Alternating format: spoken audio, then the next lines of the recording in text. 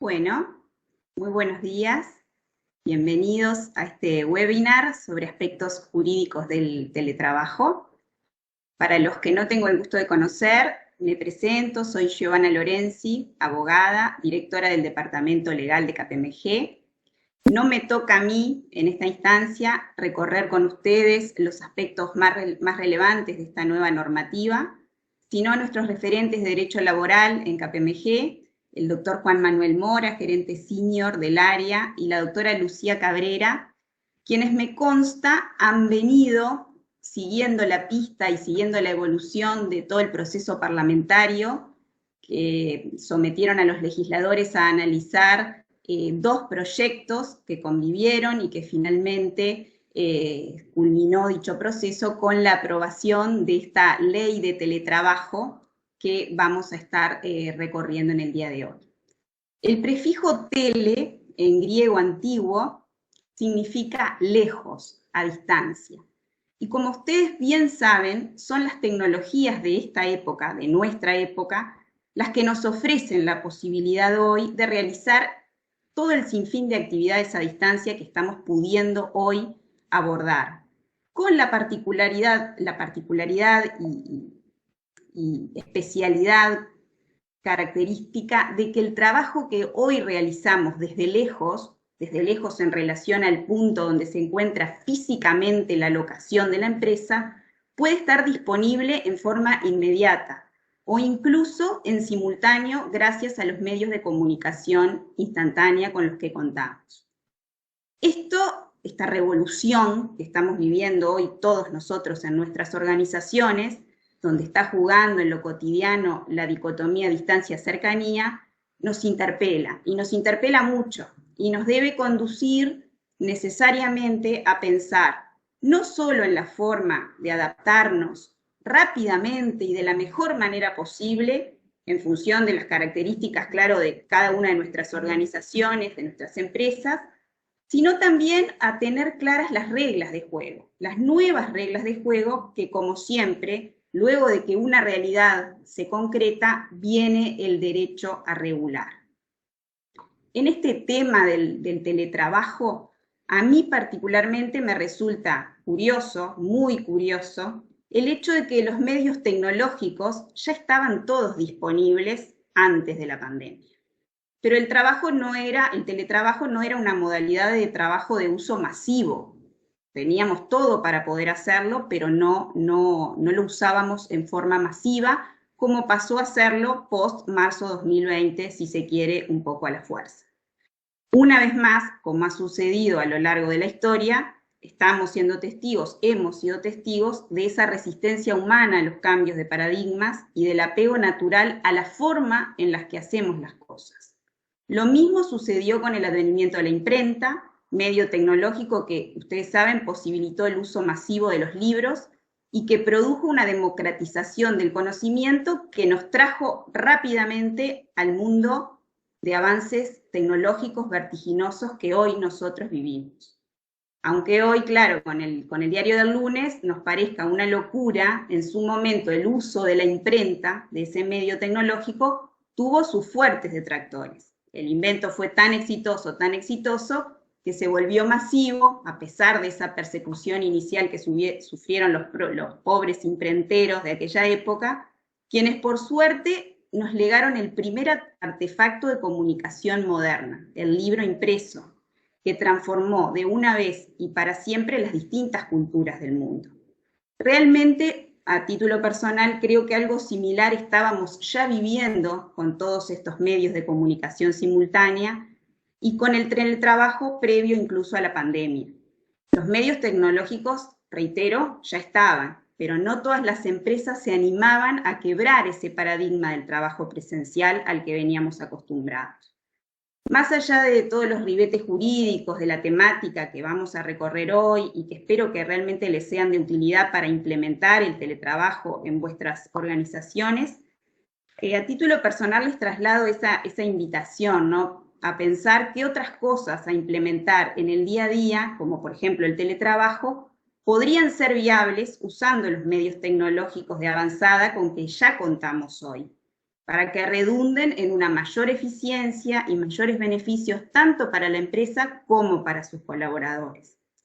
Y sin más, hecha esta breve introducción a título más etéreo, no tan técnico, los dejo con Juan, no sin antes aclarar que por un tema de orden y de respeto al tiempo asignado al webinar, los micrófonos para preguntas y consultas y comentarios se van a abrir al final, un momento en el cual, por supuesto, vamos a estar a disposición de ustedes para evacuar todas las dudas, todas las consultas que puedan haberles quedado. Juan, adelante.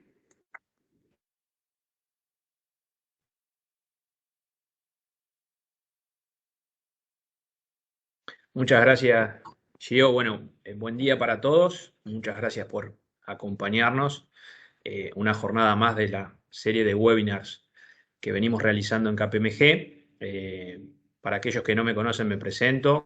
Ya lo hizo Giovanna, pero mi nombre es Juan Mora y junto con Lucía, ambos integrantes del Departamento de Asesoramiento Legal de KPMG, vamos a estar comentando hoy la reciente ley de teletrabajo.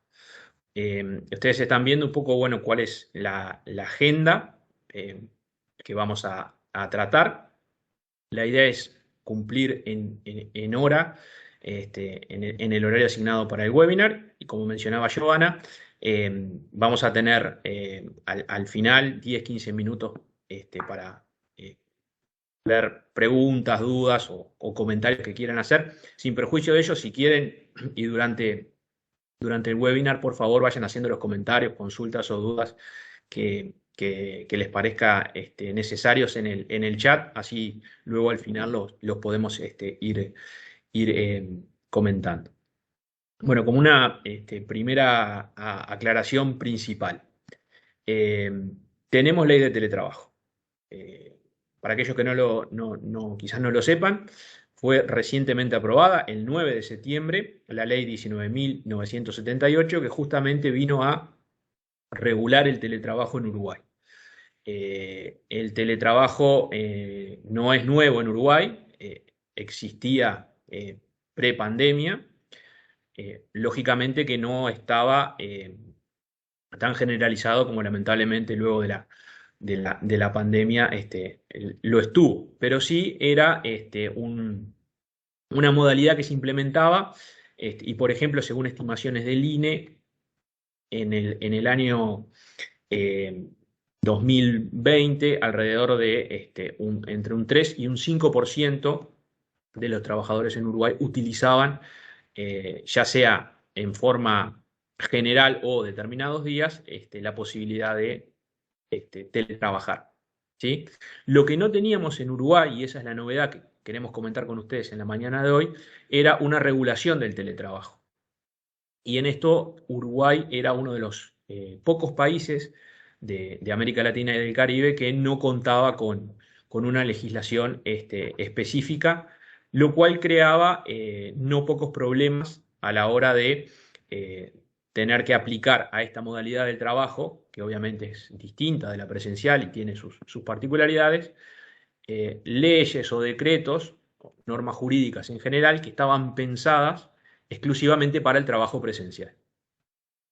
Y bueno, y quizás muchas de esas dudas que se planteaban o problemas prácticos eran obstáculos para que, en definitiva, esta modalidad fuera o se implementara con una mayor frecuencia o generalidad.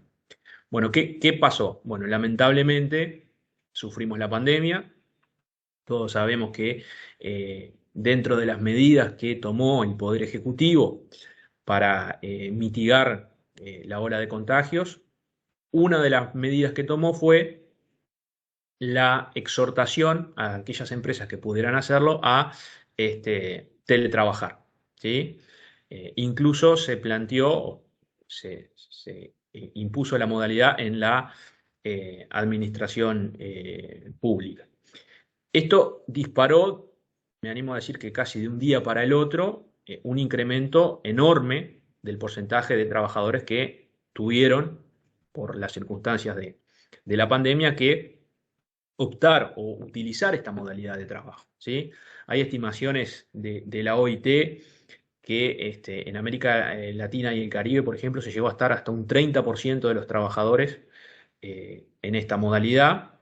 En Uruguay se estimó en un momento también entre un 25 y un 30%, incluso a nivel mundial, una medición que hace KPMG a nivel global, en los picos más agudos de la pandemia, se habla de porcentajes superior. Esto conllevó que surgiera la necesidad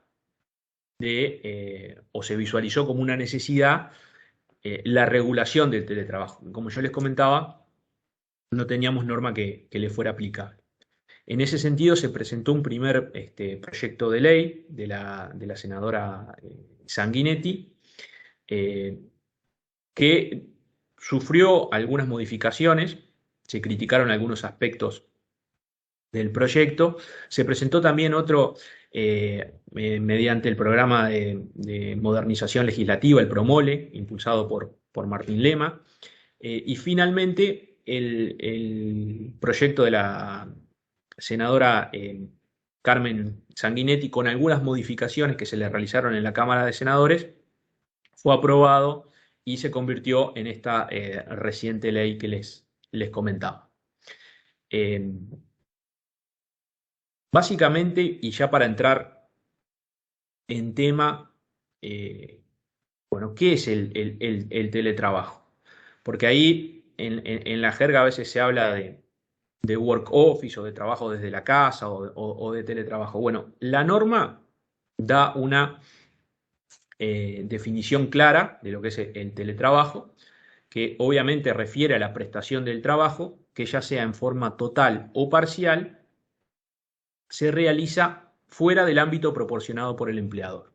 ¿Sí? Estas son las características que impregna la ley en todo su texto, que es el trabajo que se realiza fuera del ámbito proporcionado por el empleador, es decir, fuera de la empresa, y básicamente se realiza con el uso de las tecnologías de la información y de la comunicación, con el uso de TICs. Es decir, es un concepto amplio de teletrabajo, ¿sí?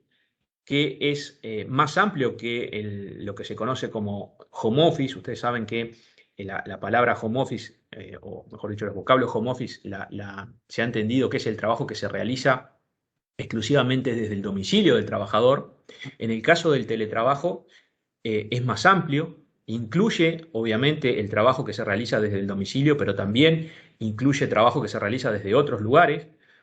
Puede ser un cowork, como puede ser lugares públicos, como puede ser cualquier lugar, que luego vamos a ver, las partes tienen que ponerse de acuerdo, pero no queda acotado exclusivamente al trabajo que se realiza desde el domicilio del trabajador. Y la ley refiere a las dos modalidades de teletrabajo que se distinguen, que son la modalidad online o offline, que básicamente refiere a si el trabajador está conectado en forma permanente con los sistemas del empleador o no. Es decir, si hay una conexión permanente o no, es online u offline, las dos modalidades. Bueno, la ley incluye claramente en el concepto de teletrabajo a ambas modalidades, es decir, aquel teletrabajador que está permanentemente conectado y a quien realiza su tarea en forma o no conectado, por decirlo de alguna forma. ¿Sí?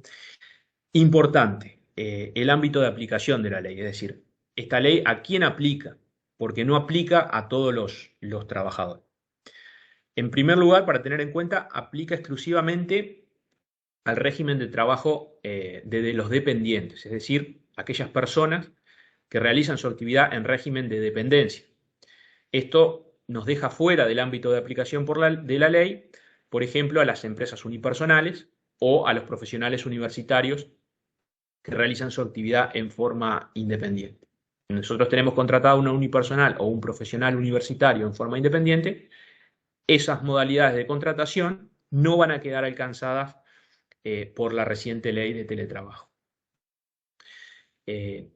Además, la norma estipula que quienes quedan alcanzados son los empleadores y trabajadores de la actividad privada, ¿sí?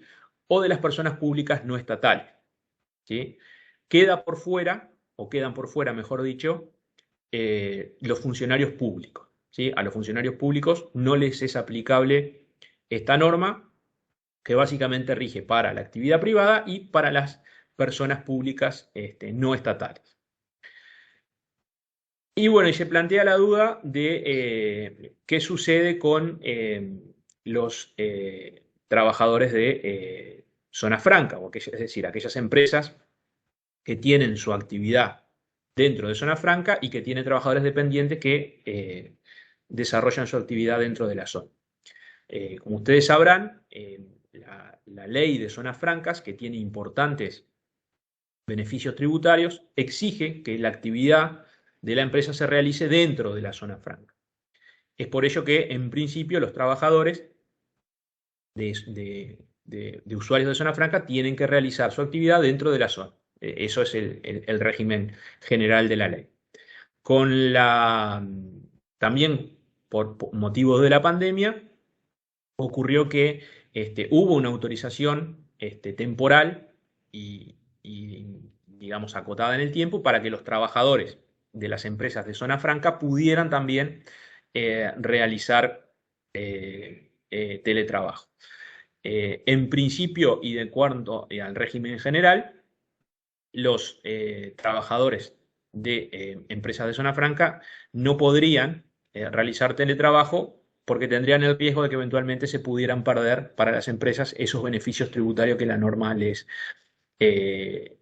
otorga, ¿sí?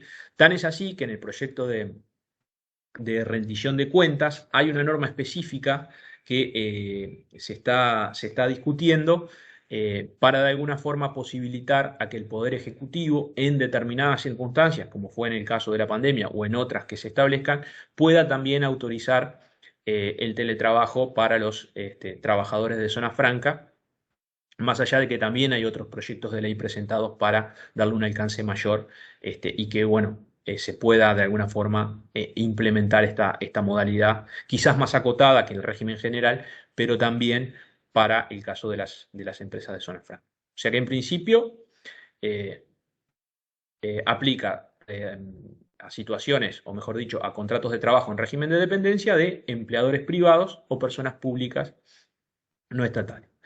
Algo importante, y es que la ley da un plazo de 6 meses, que este plazo se cumple el 20 de febrero, ¿sí? Para que todas aquellas empresas y trabajadores que queden alcanzados dentro del ámbito de aplicación de la ley, ¿sí? Cumplan con las obligaciones que establece la norma, que las vamos a comentar en la mañana de hoy. O sea que esta ley que ya está vigente, reitero, obviamente que es aplicable a todas aquellas nuevos vínculos laborales que comiencen a partir de la vigencia de la ley en la modalidad de teletrabajo, y para las empresas que ya tenían esta modalidad implementada o ya estaban realizando teletrabajo, ¿sí?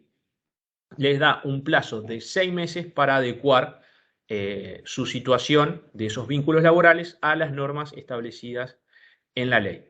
¿Sí? Esto es importante tenerlo en cuenta porque ese plazo, mejor dicho, luego de ese plazo, eventualmente pueden realizarse controles para determinar si estamos en cumplimiento o no de las obligaciones nuevas que vamos a comentar y que nos establece la ley. Algo importante que hace la norma también es determinar ciertos principios rectores que son aplicables a la modalidad de teletrabajo. Uno, y el principal, es la voluntariedad. Es decir, el teletrabajo no puede ser impuesto por el empleador, ¿sí? Se requiere siempre el consentimiento del trabajador en tal sentido para poder implementar, ¿sí? Esto es claro y está puesto a texto expreso que se requiere la voluntariedad del trabajador para su implementación, ¿sí? Obviamente esto está pensado para situaciones de normalidad, ¿sí? No lo que vivimos lamentablemente con la pandemia, donde incluso, como les comentaba, hubo una exhortación del Poder Ejecutivo a realizar teletrabajo y bueno, y era algo que se incentivaba de alguna forma para evitar la movilidad y evitar los contagios. En un régimen de normalidad se va a requerir la voluntariedad.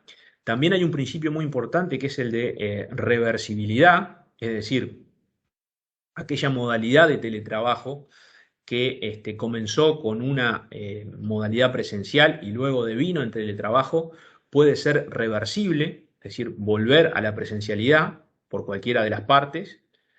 La norma da un plazo de 90 días con una notificación previa de 7, dentro de los cuales cualquiera de las partes puede volver al régimen presencial, es decir, hay una mutación en la modalidad y eso está expresamente previsto.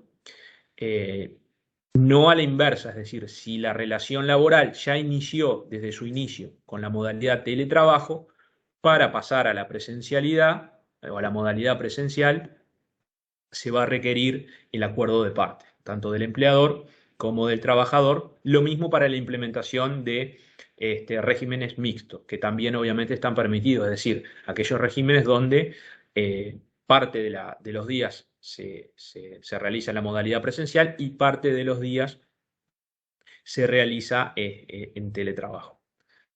Obviamente se establece el principio de igualdad.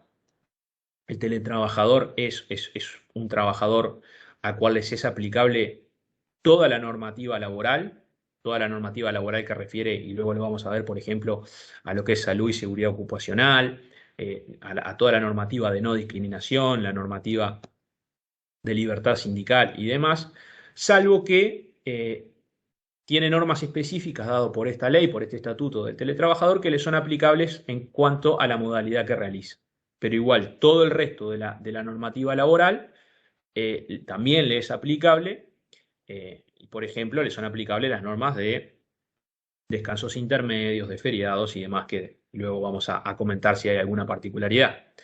Eso como para tener en cuenta, porque no quiere decir que por haberse sancionado esta norma no le sean aplicables a los teletrabajadores todo el resto del ordenamiento laboral que rige para las empresas en nuestro país. Obviamente que la modalidad no se puede utilizar en forma discriminatoria, está expresamente prevista por la ley. Y finalmente, también como principio rector, el legislador entendió que el teletrabajo puede significar un fomento al empleo, ¿sí? Y sobre todo para personas, por ejemplo, personas con discapacidad o personas con determinadas cargas familiares y demás, donde la presencialidad en ciertos casos puede ser un obstáculo. Bueno, el legislador ve como algo bueno que el teletrabajo fomente de alguna forma el empleo en esas situaciones. Es decir, que estos principios rectores nos van a permitir, ante casos de duda, eh, digamos, tener elementos para poder interpretar la norma y, bueno, zanjar las dudas o diferencias que puedan aparecer. También nos da la norma un concepto de teletrabajador. Básicamente refiere a, como ya vimos, también al concepto de teletrabajo. ¿Quién es el teletrabajador? Es aquel trabajador que realiza su actividad laboral, que tiene su prestación de trabajo fuera del ámbito proporcionado por el empleador, en forma total o parcial, ¿sí? En esto la ley es amplia, puede ser modalidad total de teletrabajo o una modalidad mixta de algunos días a la semana, por ejemplo, o de media jornada presencial y media jornada de teletrabajo. No tiene limitaciones en ese sentido la norma y preponderantemente realiza su actividad mediante el uso de las TICs, ¿verdad? Internet y, bueno, obviamente elementos de tecnología como pueden ser una computadora, una tablet o un teléfono inteligente, ¿sí? Algunas novedades ya entrando un poco más a los temas más prácticos que tiene la ley y que son importantes para tener en cuenta. Como primer elemento diferente, digamos, en lo que hace a la realidad de los contratos de trabajo en nuestro país. La norma exige que que la modalidad de teletrabajo, ¿sí?, haya un contrato escrito entre el empleador y el trabajador que la recoja, ¿sí? Como ustedes saben, esto no es algo usual en nuestro régimen laboral, no hay obligación de tener un contrato de trabajo por escrito. Me animo a decir que la gran mayoría de los vínculos laborales en nuestro país son contratos verbales, donde la minoría suelen escribirse o suelen estar por escrito, pero la norma sí, para la modalidad del teletrabajo, bueno, establece esta formalidad de la obligatoriedad de tener un contrato de trabajo por escrito, ¿sí? Obviamente que para los nuevos vínculos laborales que se desarrollen a partir de la vigencia de la ley, va a ser un contrato de trabajo nuevo, y para aquellos vínculos laborales que ya tenían la modalidad de teletrabajo previos a la ley, se va a requerir de alguna forma algún documento anexo que contenga las estipulaciones establecidas en la norma. Básicamente, y para tenerlo en cuenta, ¿qué debería constar en ese contrato por escrito? Bueno, después lo vamos a ir viendo uno por uno, pero el lugar de prestación del trabajo debería estar por escrito, ¿sí?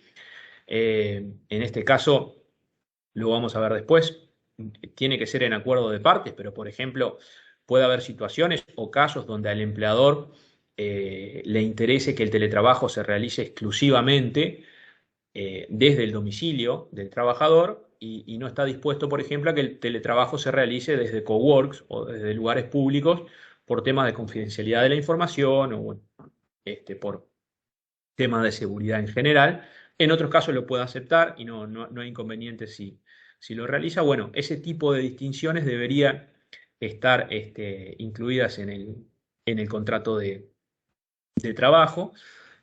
También todo lo que refiere a los cambios de modalidad, que va a comentar Lucía en un rato. Y lo mismo con la existencia o no de sistemas de control horario, ¿sí? Lo vamos a ver luego también, pero la norma establece la posibilidad de que pueda haber un control horario del teletrabajo y en caso de que lo haya, es recomendable incluirlo en el contrato. Y finalmente, algo que también vamos a comentar, todo lo que tiene que ver con el régimen de la provisión de las herramientas de trabajo, ¿sí? Es decir, si también por acuerdo de partes entre el trabajador y el empleador, debería establecerse quién va a ser o quién será quien realice la provisión de las herramientas necesarias para la realización del teletrabajo. Si van a estar a cargo del empleador o esos costos van a ser asumidos por el trabajador, ¿sí? Ya que como primer elemento diferencial a tener en cuenta como modalidad, la necesariedad de tener este documento por escrito, esta nueva formalidad que no la teníamos en el régimen general de los contratos de trabajo. Un tema importante, como les comentaba también, el lugar de desarrollo del teletrabajo. Para que aplique la ley, este lugar tiene que estar siempre fuera del ámbito proporcionado por el empleador. Es la característica esencial del teletrabajo en la ley. La norma establece que tiene que ser por un acuerdo de partes, es decir, el empleador y el trabajador se pueden poner de acuerdo en dónde se realizará. Como mencionaba, puede ser en el domicilio del trabajador, en lugares públicos, en otros lugares como cowork y demás, o incluso se prevé la posibilidad de que sea en más de un lugar alternativamente, ¿sí? Es decir, no tiene por qué ser siempre el mismo lugar donde se realice el teletrabajo. Es importante tenerlo en cuenta porque es un elemento, como les mencionaba, que conviene sí ponerlo, o que ya quede incluido en ese contrato, a efectos de determinar dónde se va a realizar o dónde el trabajador va a realizar su actividad. Porque como vamos a ver después, y lo va a comentar Lucía, le son aplicables al teletrabajador todas las normas sobre seguridad e higiene laboral. Y en ese caso va a ser muy importante poder determinar el lugar, porque ese lugar va a tener que cumplir con los requisitos de salud y seguridad ocupacional. Así que, siguiendo con las modalidades, le doy la palabra a Lucía, que va a comentar el resto de los temas. Bien, muchas gracias Juan. Bueno, buenos días a todos y vamos a seguir con el tema de los cambios de modalidad. Como ya había mencionado Juan anteriormente, la ley prevé como uno de los principios la reversibilidad, es decir, la posibilidad que se cambie de un régimen presencial a un régimen de teletrabajo y viceversa. La ley dice que todo cambio de carácter permanente, ya sea de teletrabajo a presencial o de presencial a teletrabajo, tiene que constar por escrito y siempre por acuerdo de partes. En el caso de que la relación haya iniciado presencial, que es la mayoría de los casos actualmente, si se decide el cambio por teletrabajo, la ley le otorga a cualquiera de las dos partes, es decir, bastaría con una sola voluntad, para modificar y volver a la presencialidad. La ley le otorga en estos casos un plazo de 90 días desde el cambio, es decir, desde que se inició el teletrabajo, para notificar a la otra parte, es decir, el teletrabajador al empleador o viceversa, de que desea volver a la presencialidad y prevé un preaviso de 7 días para, bueno, poder ajustar la forma de prestación del trabajo. En los casos en que la relación haya iniciado como teletrabajo, para cambiar a una modalidad presencial, ya no se requiere únicamente una sola voluntad, sino que va a tener que sí ser por acuerdo de las dos partes y también constar por escrito como, bueno, en todos los casos va a ser necesario que conste por escrito, pero en este caso la diferencia es que para pasar de teletrabajo a presencial sí o sí debe haber acuerdo de partes y en el caso anterior en realidad se prevé dentro de determinado plazo que con una sola voluntad baste para cambiar la modalidad. Bien. Ahora vamos a pasar a uno de los temas más relevantes y que modifica el régimen general de todo trabajo. Como ustedes sabrán, actualmente los trabajadores dependientes tienen dos límites de jornada. Un límite diario, que normalmente es de 8 horas, puede ser más según si hay una redistribución de la jornada o no, pero normalmente es de 8 horas. Y después tienen un límite semanal, que ahí depende del sector de actividad, pero normalmente varía entre 44 horas o 48 horas, pudiendo ser menos según la empresa. Esta ley de teletrabajo elimina el límite diario de la jornada y establece únicamente la limitación semanal. Es decir, solamente se va a aplicar el límite de 44 o de 48 horas en la semana. Lo que sí exige la norma es que entre jornada y jornada tiene que haber un descanso de al menos 8 horas. Es decir, un trabajador en un día podría trabajar 12 horas, pero siempre que entre un día de trabajo y el otro día haya 8 horas de descanso. La ley de esta forma lo que pretende es otorgarle al trabajador cierta flexibilización para poder bueno, diagramar su semana y su trabajo dependiendo tanto de las tareas que tenga que realizar como para poder conciliar su vida personal con su vida profesional. ¿Bien?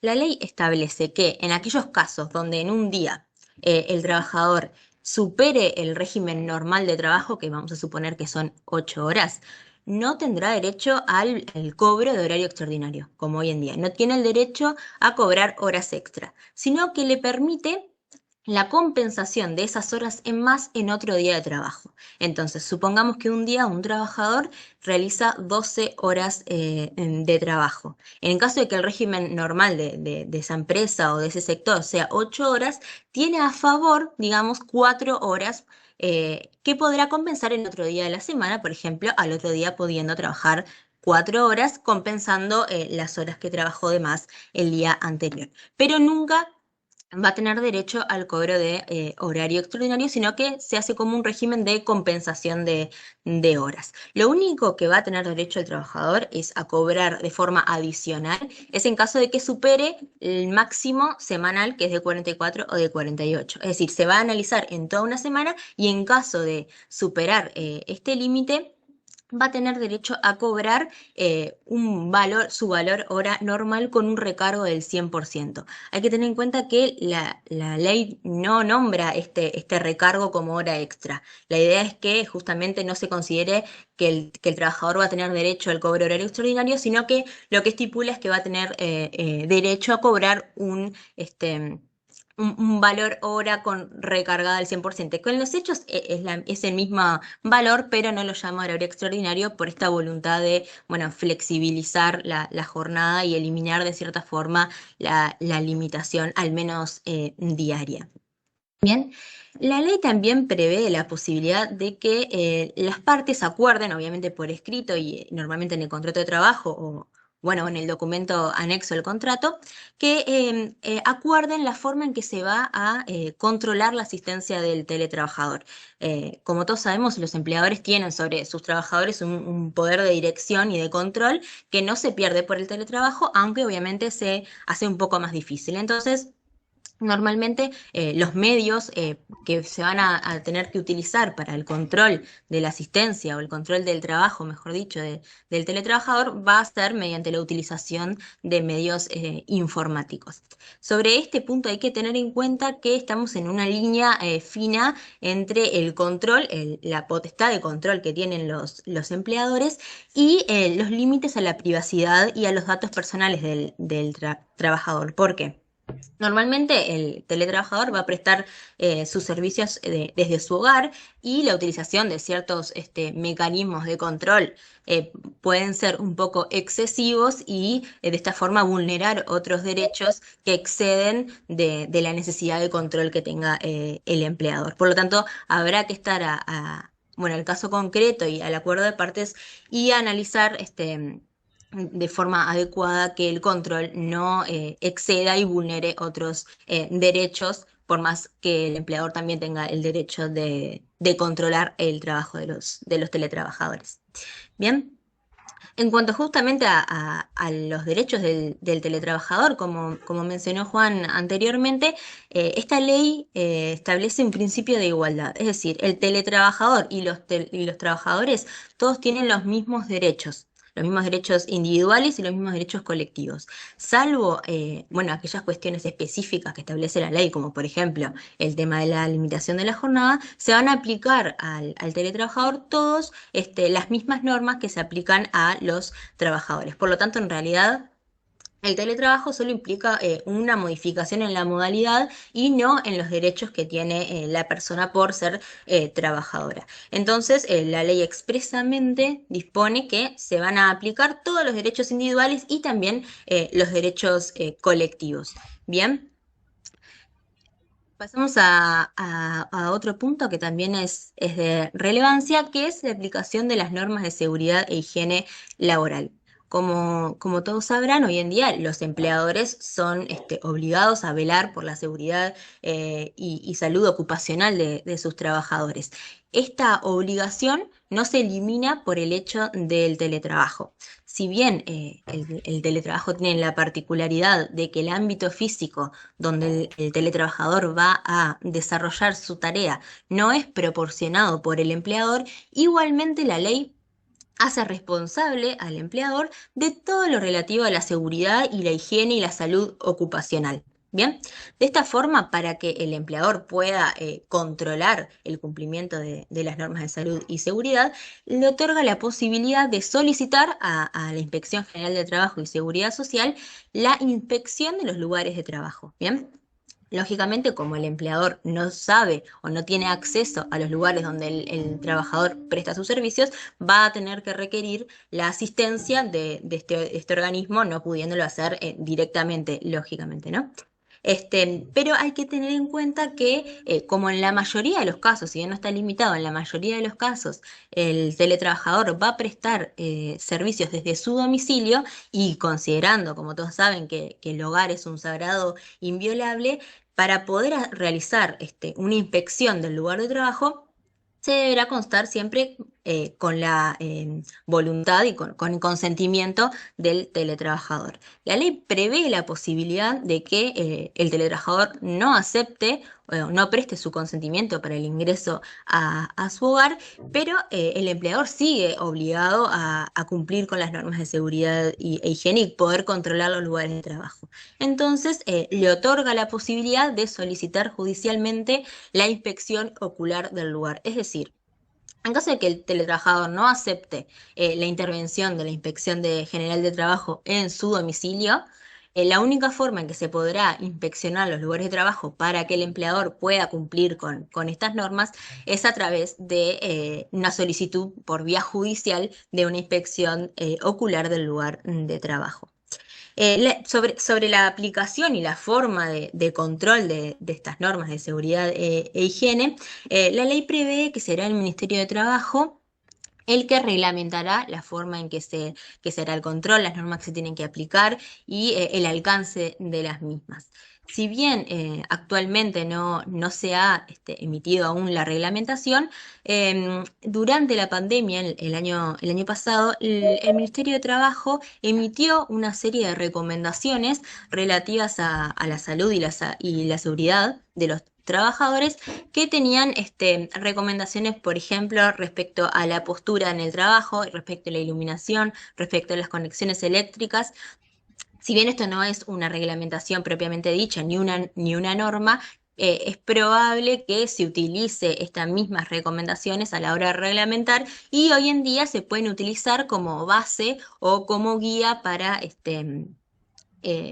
saber qué normas normalmente se deberán cumplir por parte del trabajador para que el empleador a su vez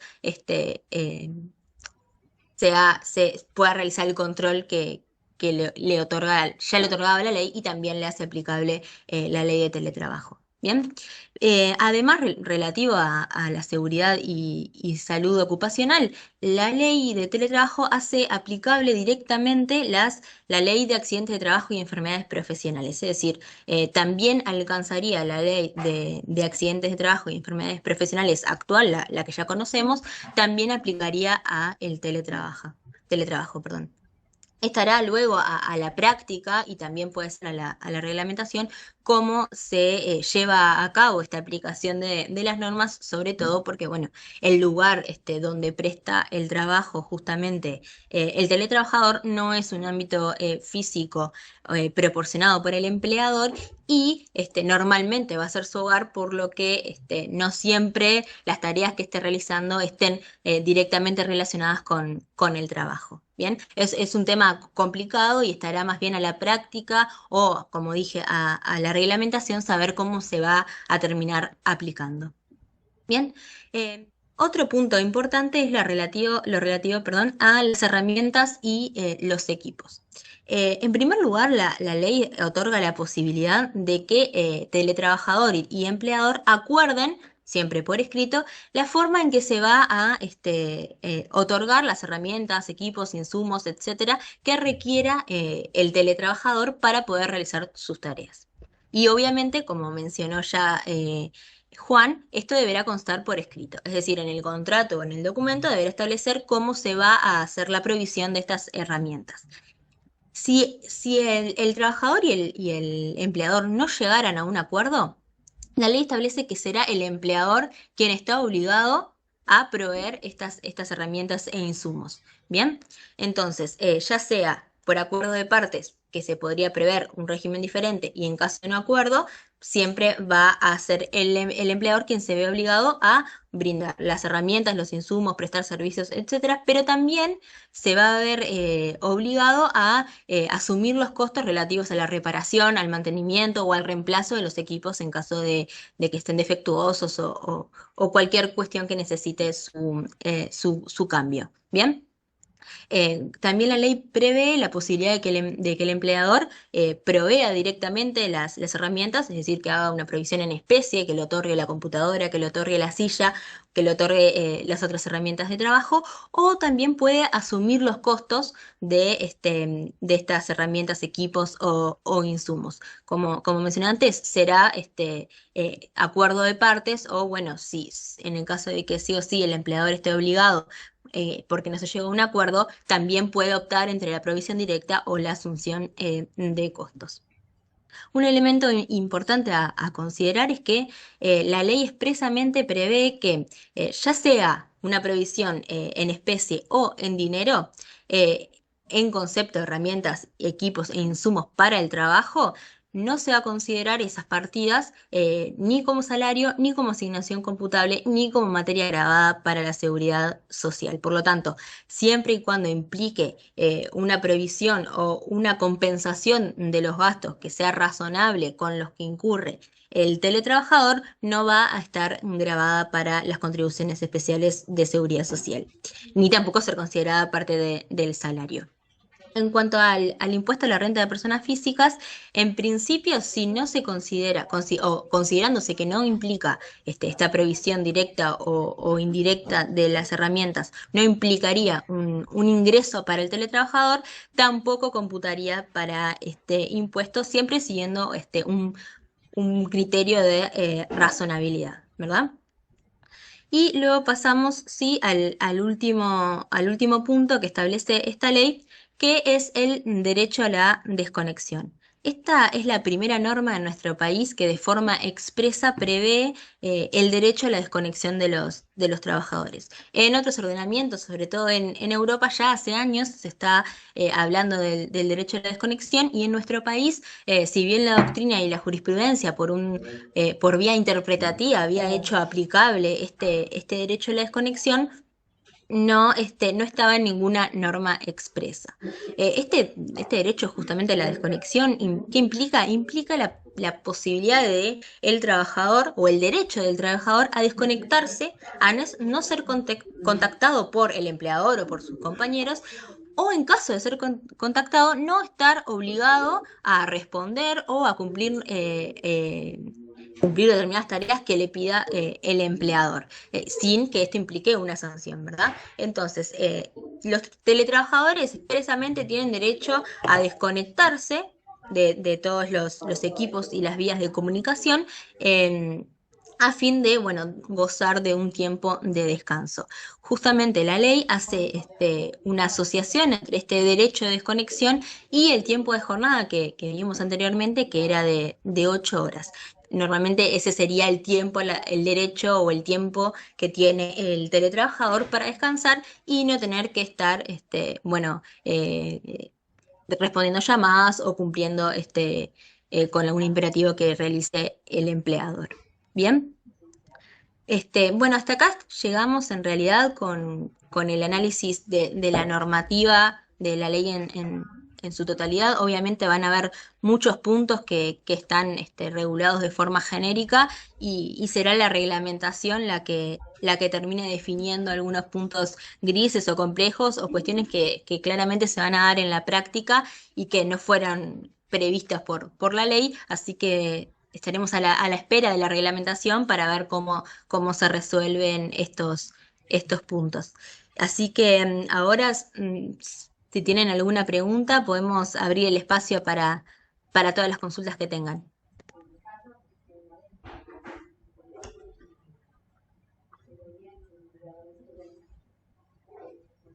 ¿Alguna duda o consulta? Por favor, activen el micrófono y nos lo plantean. Como decía Lucía, es una ley muy reciente. Obviamente que no hay aplicación ante los tribunales de la norma, y ni siquiera todavía tenemos los decretos, o el decreto reglamentario. Muchas de algunas dudas que se plantean van a ser resueltas por el decreto, pero lo que quisimos es comentarle los aspectos más novedosos que sí los tiene con relación a lo que estábamos acostumbrados al contrato de trabajo típico en Uruguay. Y bueno, quedamos a las órdenes. Cualquier duda, consulta o comentario que quieran hacer. Buenos días, perdón. Habla Fernando Agudelo. Tengo una consulta, algo que no me quedó claro, perdón si no entendí. Sí, adelante. Por lo que yo entendí, una vez instaurado el teletrabajo, hay un plazo de 90 días como para que tanto el trabajador como el empleador puedan revertir esta decisión y se debe cumplir en un plazo de 7 días. Hay 7 días. ¿Qué pasa si luego de los 90 días alguna de las partes quiere volver a su modalidad anterior?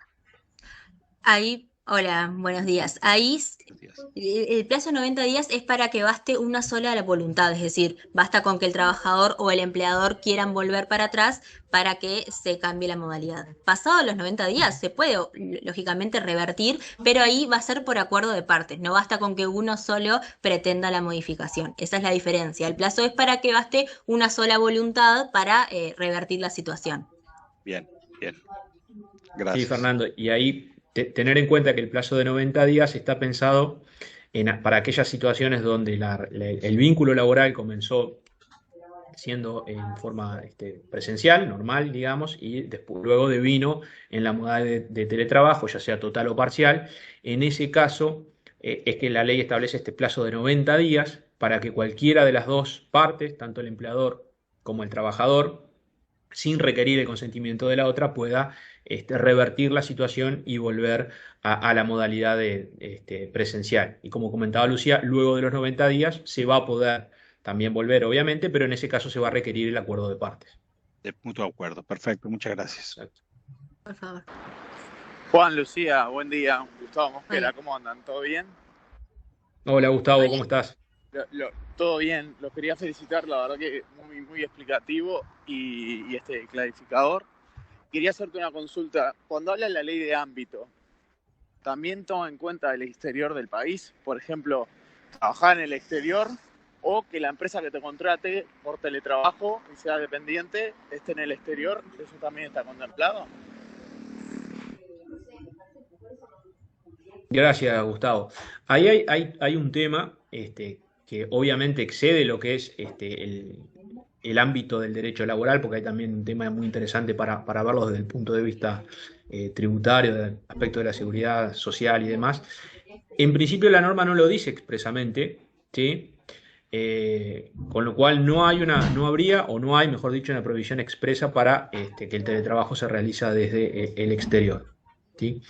Que además va a ser importante analizar, porque por ejemplo, en el proyecto de ley que yo les mencionaba de rendición de cuentas, donde hay un artículo que establece o establecería esta posibilidad de que trabajadores dependientes de empresas de zona franca realicen teletrabajo, en esa norma, mejor dicho, en ese proyecto de norma, expresamente dice que se debe realizar desde el domicilio dentro del territorio uruguayo, ¿sí? En ese caso es claro.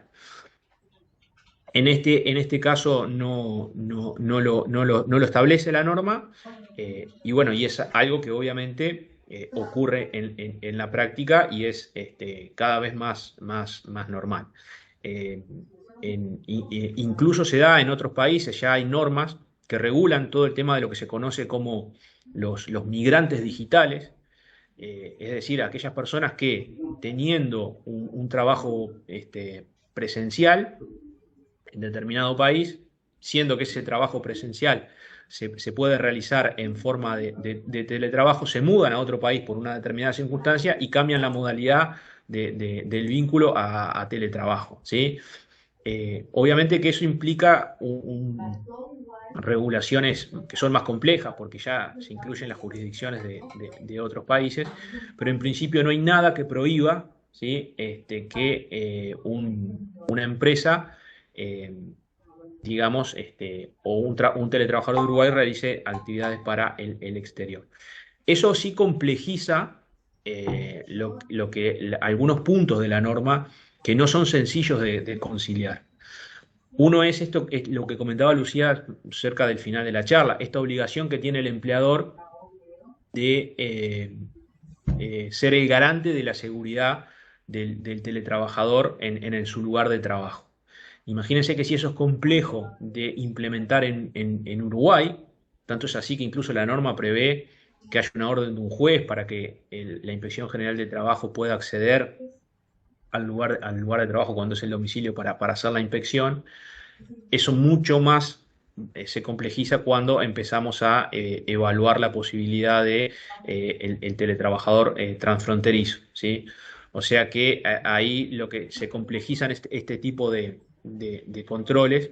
Lo mismo, por ejemplo, que comentaba Lucía en cuanto a lo que es la aplicación del seguro de accidentes de trabajo y enfermedad profesional, que como ustedes saben es obligatorio, también es obligatorio en el caso del teletrabajador, con las dificultades que eso va a dar en la práctica de determinar, bueno, cuándo un accidente que ocurre, por ejemplo, en el domicilio, estando la persona trabajando desde ahí, es un accidente de trabajo o es un accidente doméstico, ¿sí?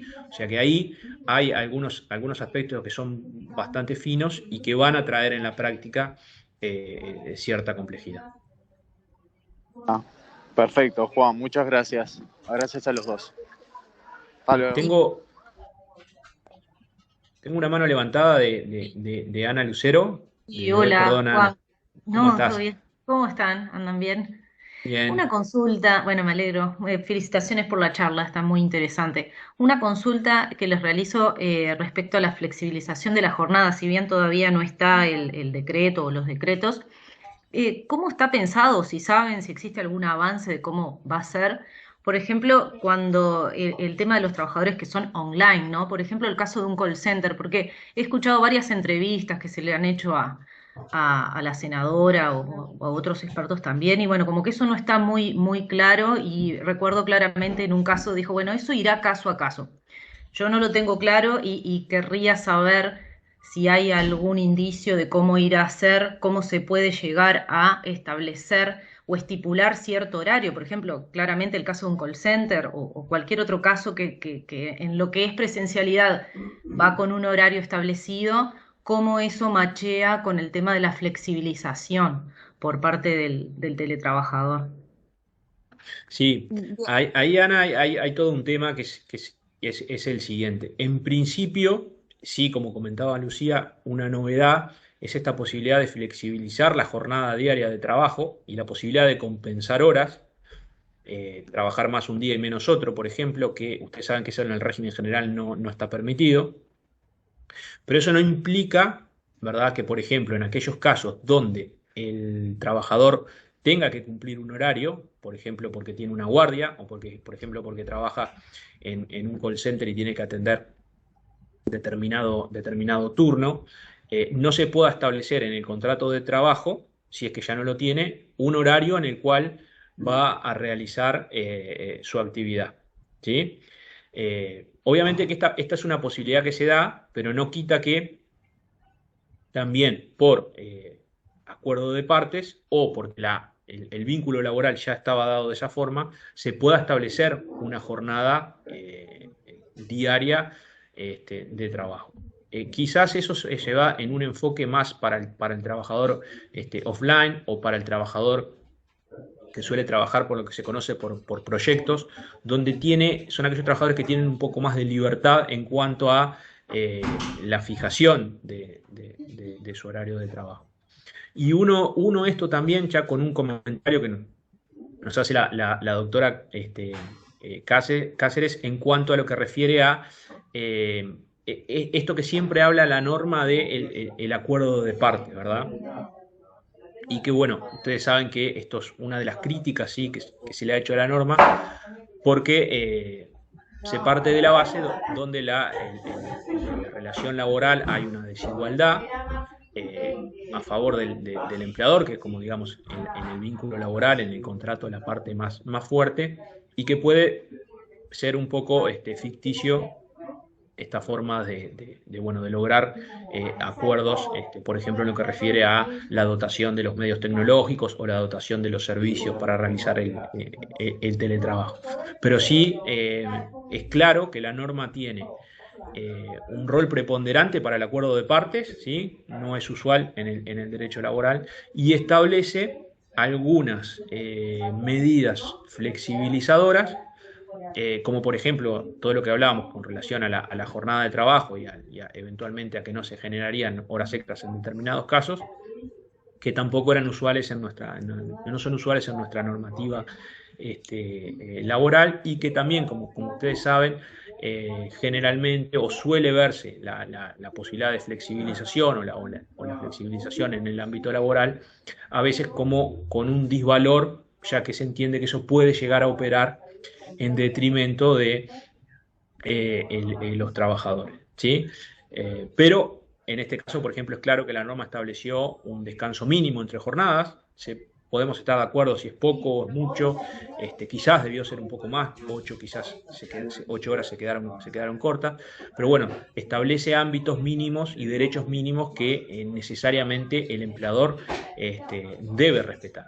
Por ejemplo, algo novedoso que comentaba Lucía es este derecho a la desconexión, ¿sí? Donde se establece como un derecho del trabajador.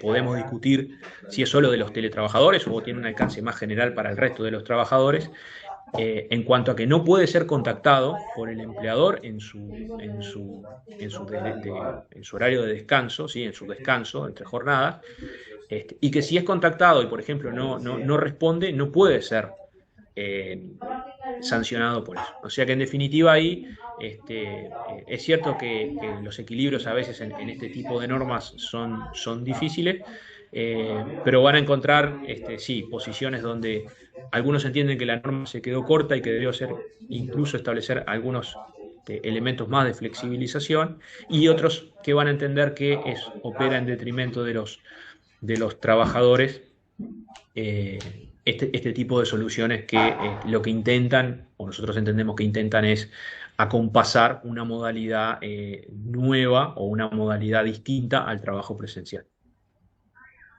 Sí, Fernando. Muchas gracias. ¿Qué tal? Perdón, otra pregunta.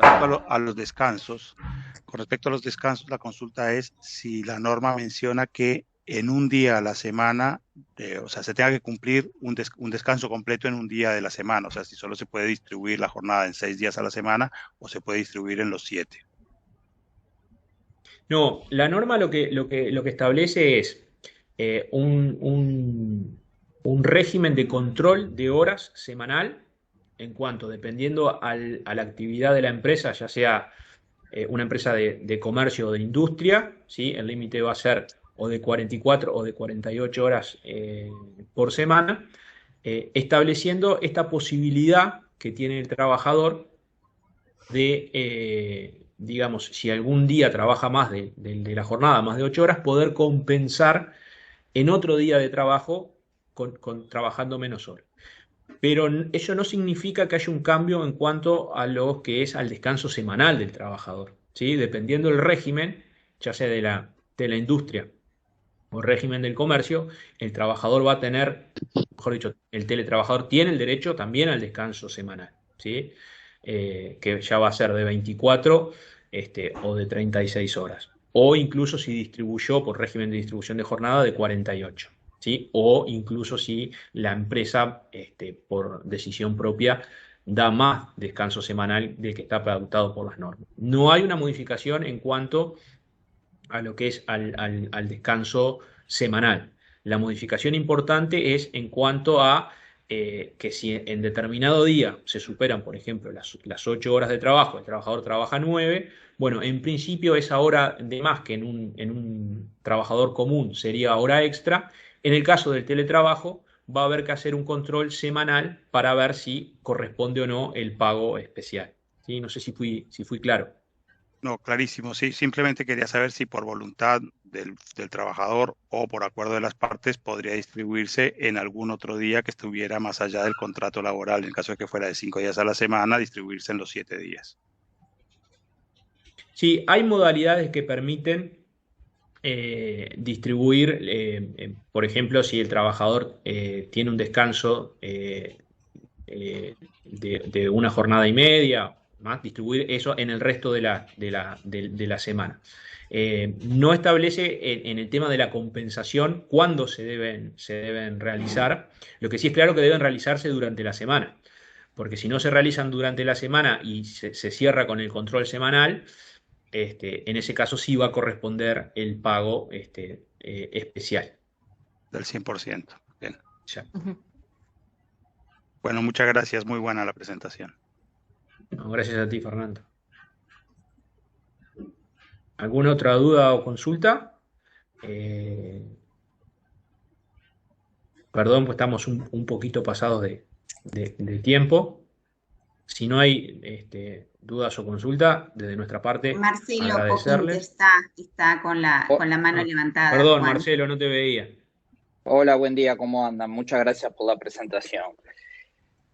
Mi duda no es 100% digo, del tema que estamos hablando, pero sí tiene que ver, y es con referencia a la gente que no se quiere vacunar.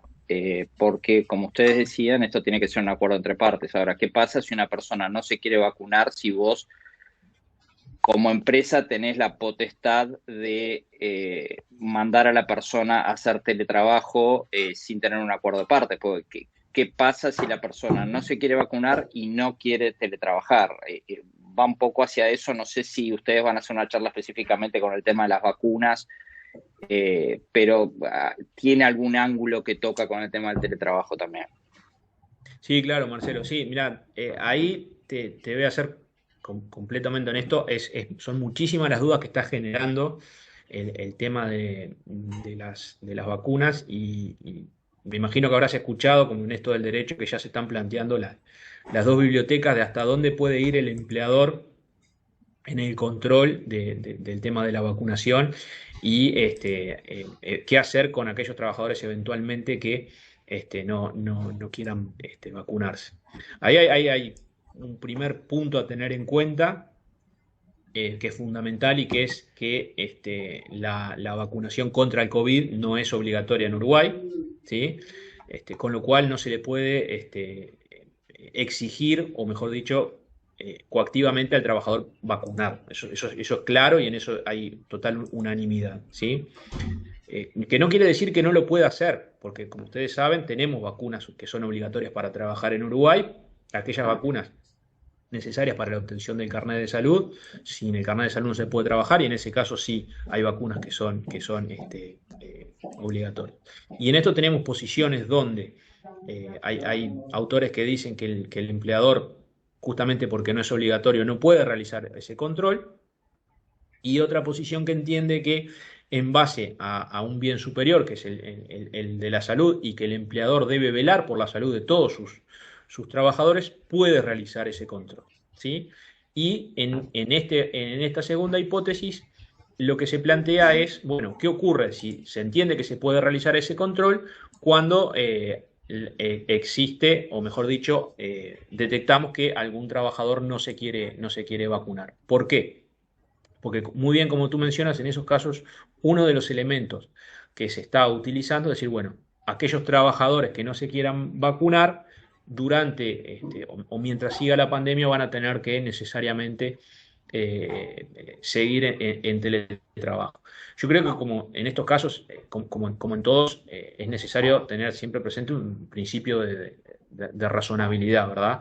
Y ver el caso a caso qué es lo que se plantea. Porque a lo que voy es, no es lo mismo que quien se niegue a vacunarse sea, por ejemplo, un trabajador de la actividad agropecuaria que realiza su actividad al aire libre, en el campo, solo o acompañado de pocas personas, que un trabajador que está en una fábrica o que está en un call center en cercanía con muchas otras personas. O sea que es importante ver el caso concreto y bueno, y en la práctica una de las medidas que se está tomando, en algunos casos también en acuerdo con sindicatos, en aquellas empresas que tienen sindicato, que en esto ha funcionado la negociación colectiva, es bueno decir, tenés derecho a no vacunarte mientras dure la pandemia, por esta situación y por la salud del resto de los compañeros de trabajo, bueno, te mantenemos en la modalidad de teletrabajo y aquellos trabajadores que tengan las dosis necesarias, bueno, pueden volver a la presencialidad. En eso me parece que no podría, esto ya es una opinión personal que obviamente todavía no ha sido llevada o discutida judicialmente, no podría en ese caso plantearse un tema de discriminación. Yo entiendo que en ese caso se puede perfectamente conciliar los dos derechos, el derecho del trabajador a no vacunarse y el derecho a la salud de los demás trabajadores y la obligación de la empresa de velar por la salud de sus trabajadores. No, clarísimo, digo, ¿ustedes saben si esto se está discutiendo en algún ámbito y va a salir alguna clase de reglamentación con esto específicamente? Porque me imagino que esta duda es una duda general de que tienen todas las empresas, porque siempre hay alguien que, obviamente, está en su derecho y dice, yo no me quiero vacunar, pero como decís vos, uno tiene que velar, digo, por la salud de todos los demás también. Y siempre estoy hablando, como vos hacías la aclaración, de un ámbito cerrado, donde más allá que está la ventilación y todo, está junto a un montón de gente en un ámbito que no es al aire libre. Entonces, hacia ahí apuntaba mi pregunta, si se va a pronunciar o el Ministerio de Salud Pública o el Ministerio de Trabajo o alguien, digo, se está estudiando para una reglamentación clara de qué se hace en esos casos. Sí, Marcelo, no hay, o por lo menos nosotros no conocemos que haya un proyecto de norma que regule esta situación. Sí, lo que hubo fue manifestaciones del Ministerio de Trabajo, del Director Nacional de Trabajo y demás, en el sentido, bueno, un poco lo que comentábamos, que no se puede obligar a los trabajadores a vacunarse ni realizar ese control. Esas fueron declaraciones que se hicieron. En la práctica, totalmente de acuerdo contigo, esto está generando muchas dudas y muchos planteos de ambos casos. La experiencia que nosotros tenemos es que en aquellos ámbitos o en aquellas empresas donde hay ámbitos como comisiones de salud o comisiones bipartitas de salud y demás, son ámbitos donde se está trabajando muy bien y en conjunto con empresas y trabajadores se llegan a soluciones razonables y no hemos evidenciado hasta ahora ninguna situación crítica, conflictiva, por llamarlo de alguna manera. Pero sí en la práctica genera muchas dudas y muchas incertidumbres.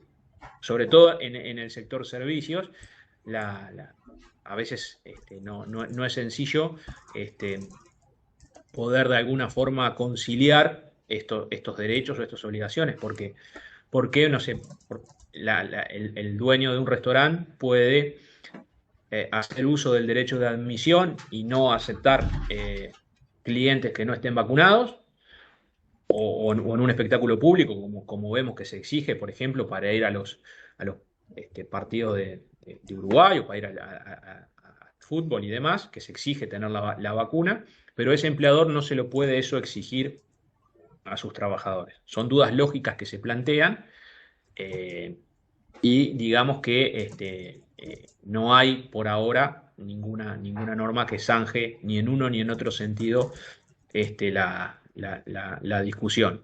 En otros países esto está resuelto digamos, por ley, donde se determinó la obligatoriedad de la vacuna para determinados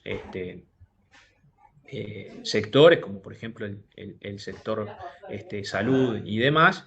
Y en Uruguay, bueno, nosotros sabemos que no es obligatoria, no lo va a ser y no tenemos por el momento ninguna norma que regule qué sucede con aquellas personas que no se vacunaron en el ámbito laboral, digamos. Y tampoco siquiera puedes preguntarlo, ¿no? También se discute, Marcelo, el tema de si podés o no preguntarlo. ¿Por qué? Porque tratándose de información de salud, tú sabes que nosotros tenemos una normativa muy específica que regula todo lo que tiene que ver con los datos personales y que protege especialmente aquellos datos que son sensibles. Y todos los datos de salud de las personas se consideran datos sensibles. Entonces, desde ese punto de vista también hay una duda si podría o no el empleador, no ya cuál es la duda de qué hacer con quien se vacuna o no, sino si podría incluso hacer la pregunta. Hay cierta, digamos, discusiones y posiciones encontradas. Fue público el caso de un llamado para determinar, para contratar determinados trabajadores por un periodo corto de tiempo, por una exposición muy conocida, donde en principio se iba a exigir la vacunación, después hubo una intervención del ministerio y bueno, y eso se echó para atrás. Pero sí, hay todo